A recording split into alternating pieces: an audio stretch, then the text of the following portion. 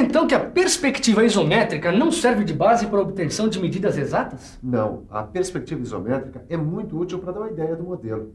Mas na hora de executar uma peça, a gente precisa de um tipo de representação mais precisa. Você também quer saber como fazer uma representação que não dê margens à dúvida? Então preste atenção, porque é esse tipo de representação super precisa que a gente vai começar a aprender na teleaula de hoje. Nessa teleaula, você vai saber o que é projeção ortográfica e vai ver como se faz a projeção ortográfica de um ponto, de um segmento de reta e de uma figura plana. Eu vou fazer um negócio aqui que vai ajudar a gente a entender direitinho esse tipo de representação. Me ajuda aqui, Caio. Se segura aí que a nossa teleaula está começando.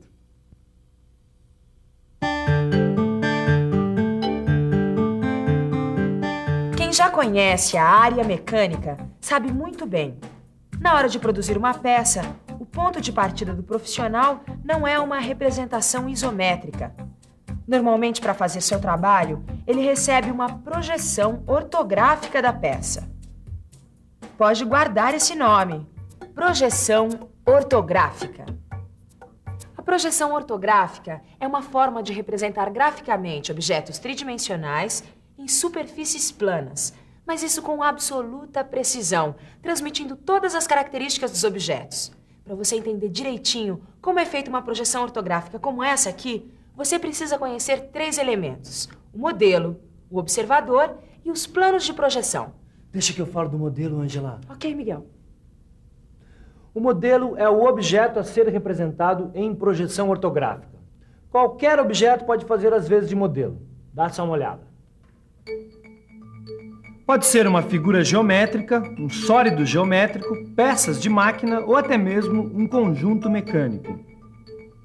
Quando o modelo é um conjunto mecânico, cada componente deve ser representado na posição que ocupa neste conjunto.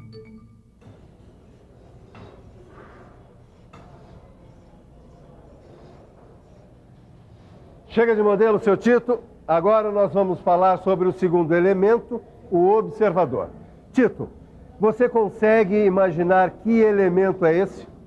Bom, o observador sou eu que estou observando a peça. Se eu olhar de frente, eu vejo o modelo assim. De cima ele fica assim e de lado assim. Agora atenção, em projeção ortográfica, para que o modelo seja representado em sua verdadeira grandeza, isso é, sem deformação, a gente deve imaginar que o observador está a uma distância infinita do modelo. Bom, chega do elemento observador, cara. Vamos ver agora o terceiro elemento. Você lembra qual é? Bom, a gente já viu o que é modelo e o que é observador. Falta então... plano de projeção. Isso mesmo. Olha, e é bem simples. Plano de projeção é a superfície onde a gente representa o modelo. Bom, você já foi ao cinema. Claro. Onde é que o filme é projetado? Uma telona enorme. Isso aí. O senhor está querendo me dizer que a tela do cinema tem a ver com plano de projeção? É isso aí, Caio. A tela de cinema é um exemplo de plano de projeção. É claro que no desenho técnico a gente representa os planos de projeção no papel, em posições que facilitam o estudo das projeções ortográficas. Sabe de uma coisa, Sr. Ananias? Lá onde eu trabalho, um colega matou um montão de peças porque não entendia essa história de plano de projeção. O pessoal lá disse que ele interpretou o desenho no diedro errado. Agora, que história é essa de diedro? E você, também quer saber? Então preste muita atenção, porque o assunto agora é diedro. Imagine um plano na posição vertical, atravessando o espaço. Agora, imagine esse plano cortado por um outro plano horizontal. Observe que o espaço fica dividido em 4 regiões. Cada uma dessas regiões corresponde a um diedro, que são numerados assim: primeiro diedro, segundo diedro, terceiro diedro e quarto diedro. Repare que cada diedro é formado por um semiplano horizontal e um semiplano vertical. Aqui no Brasil, a BNT estabelece a representação no primeiro diedro, como acontece na maioria dos países. E no nosso curso não podia ser diferente. Na hora de projetar um modelo, ele vai estar aqui no primeiro diedro. Vai, fala você. É muito simples. A primeira coisa a fazer na hora de ler e interpretar um desenho técnico-mecânico é saber em que diedro o objeto está representado. Normalmente é no primeiro, mas por via das dúvidas é só procurar o símbolo que indica em que diedro o objeto está representado. Aqui está. Esse é o símbolo que indica que o desenho do modelo está no primeiro diedro. O símbolo fica aqui, olha, no canto inferior da folha. Aí está, primeiro diedro. Às vezes o desenho técnico vem representado no terceiro diedro. E esse é o símbolo que indica que o desenho do modelo está no terceiro diedro. Olha só a diferença que dá a usar diedros diferentes. Aí está o nosso modelo com rebaixo. No primeiro diedro, ele fica assim. E no terceiro diedro, assim. Repare que existem diferenças. Para executar corretamente uma peça, é preciso conhecer bem cada tipo de projeção. No nosso curso, a gente vai seguir a ABNT. Assim, daqui para frente, tudo que a gente falar se refere à projeção no primeiro diedro. Dá uma olhada aqui na minha obra. Essas duas chapas aqui, que representam o semiplano vertical superior e o semiplano horizontal anterior, vão nos ajudar a entender direitinho as projeções ortográficas no primeiro diedro. Nossa, cada não, seu Ananias. Semiplano vertical superior, semiplano horizontal anterior. Não dá para simplificar isso, não? Então vamos simplificar. A partir de agora, este aqui é o plano vertical e este aqui o plano horizontal. Ah, agora sim, agora está no ponto. Todo sólido geométrico nada mais é do que um conjunto de infinitos pontos organizados no espaço. Este prisma, por exemplo, ele pode ser pensado como sendo formado por zilhões de pontos organizados dessa maneira. Epa! Por que você está falando tanto em ponto, mestre Silva? Não vai me dizer que isso aí tem a ver com aquela projeção ortográfica? Eu não falo que esse menino vai longe? É isso mesmo. E já que todos são pontos, que tal pegar o ponto como primeiro modelo para se explicar como se faz a projeção ortográfica? É isso mesmo. Pode se preparar para aprender como fazer a projeção ortográfica do ponto. Olha só, Caio, como é fácil entender o que é projeção. Imagine que essa conta aqui, que eu estou colocando na ponta desse fio, é um ponto A, ou seja, um ponto que não pertence a este plano vertical. Imagine também que este fio é um segmento de reta. Muito bem, se a gente pegar um segmento de reta a partir do ponto A e perpendicular ao plano vertical, o encontro desse segmento de reta com o plano vertical dará origem ao ponto A1. Este ponto é a projeção ortográfica do ponto A no plano vertical.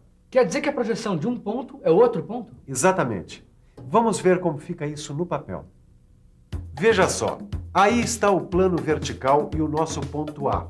Para fazer sua projeção ortográfica nesse plano, é só traçar um segmento de reta perpendicular do ponto A até o plano. O ponto de encontro entre a reta e o plano, o ponto A1, é a projeção ortográfica do ponto A nesse plano. A projeção no plano horizontal é quase a mesma coisa. Imagine um ponto B.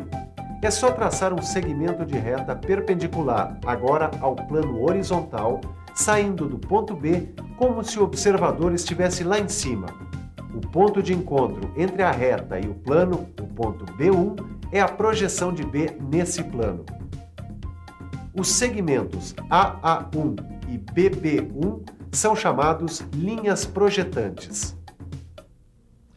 Bom, a gente acabou de ver que a projeção ortográfica de um ponto é sempre um ponto idêntico. Agora está na hora da gente ver a projeção ortográfica de um segmento de reta. A projeção ortográfica de um segmento de reta depende da posição que ele ocupa em relação ao plano. Olha só, imagine que esse canudinho aqui é um segmento de reta e esse tampo de mesa um plano horizontal. Ele pode ser paralelo ao plano, oblíquo e perpendicular. Você começa? Claro. Vamos ver agora a projeção ortográfica de um segmento paralelo ao plano. Aí está nosso segmento AB paralelo ao plano vertical, observado nessa direção. Traçando as linhas projetantes pelos pontos A e B, a gente determina os pontos A1 e B1. E unindo A1 e B1, a gente tem o segmento A1B1, que representa a projeção do segmento AB. Agora repare que os segmentos AB e A1B1 têm o mesmíssimo tamanho. Isso sempre acontece quando o segmento é paralelo ao plano onde ele é projetado. Nesse caso, a projeção ortográfica representa o modelo em verdadeira grandeza, sem deformação. Veja agora quando o segmento AB é oblíquo ao plano vertical. Projetando A e B, temos A1 e B1, e assim a projeção A1B1. Observe que o segmento A1B1 é menor que o segmento AB, ou seja, nesse caso, a projeção ortográfica não representa a verdadeira grandeza do modelo usado. Falta ainda um caso, o segmento AB perpendicular ao plano vertical. Olha que interessante.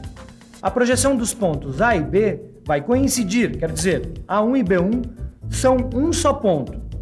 Traduzindo é o seguinte: a projeção ortográfica de um segmento de reta perpendicular a um plano de projeção é representada por um único ponto.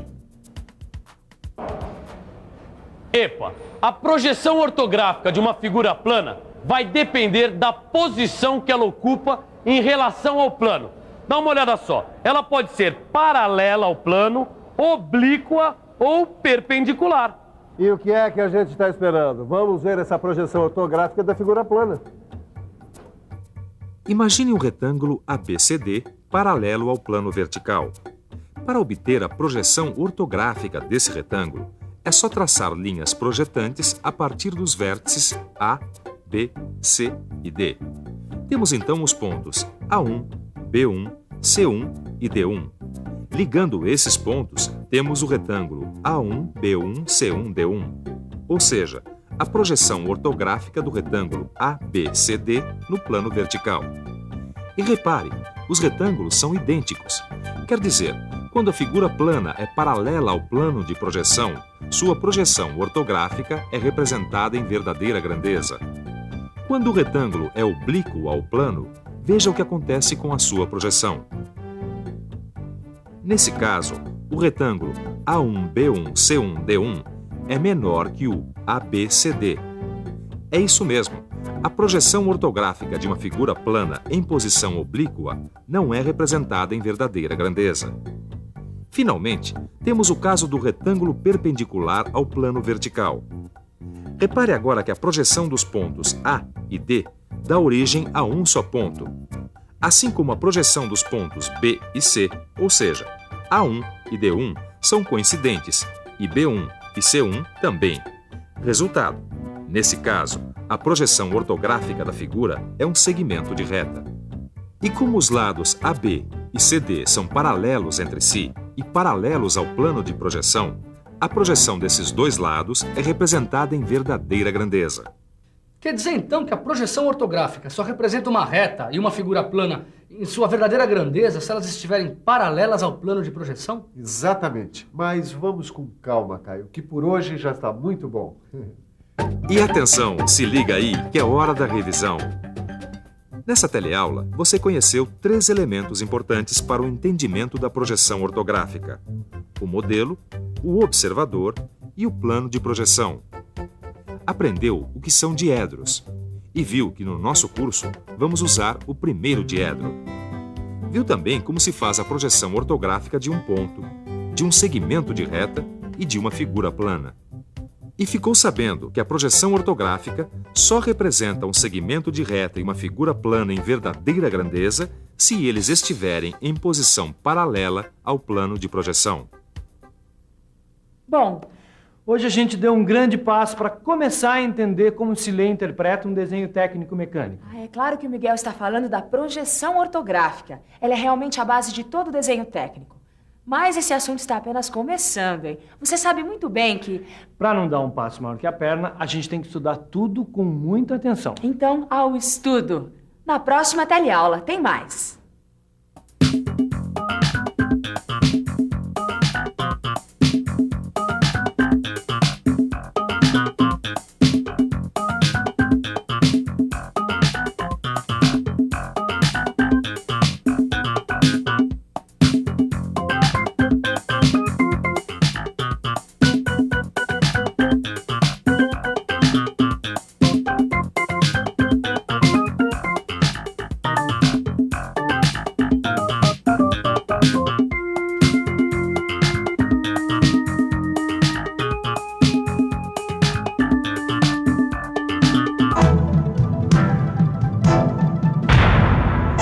Telecurso 2000, um programa de educação do Sistema Fiesp e da Fundação Roberto Marinho.